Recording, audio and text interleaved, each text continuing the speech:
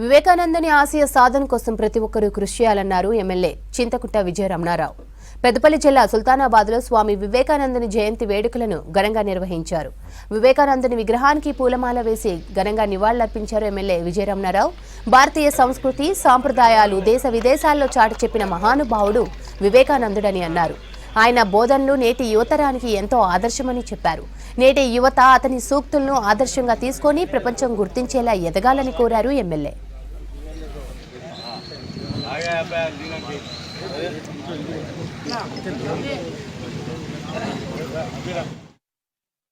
స్వతంత్రం రాకముందే భారతదేశ ఉనికిని, భారతదేశ ఔన్నత్యాన్ని, భారతదేశ గొప్పతనాన్ని ప్రపంచ దేశాలకు చాటి చెప్పినటువంటి గొప్ప మేధావి స్వామి వివేకానందుడు.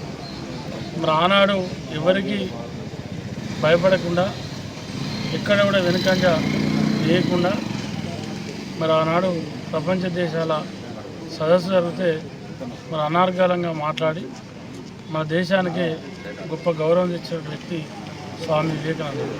అందుకే ఇప్పటికి చాలామంది చెప్తూ ఉంటారు, యువత ఒక స్ఫూర్తి చేసుకోవాలి స్వామి వివేకానందుని. యువత సామాజిక సేవ కానీ మిగతా అన్ని కార్యక్రమాల్లో పాల్గొంటే ఈ దేశం ఎట్లా అభివృద్ధి చెందుతుందని చెప్పి 100 సంవత్సరాలప్పుడే వారు ప్రపంచానికి చాటి చెప్పడం జరిగింది.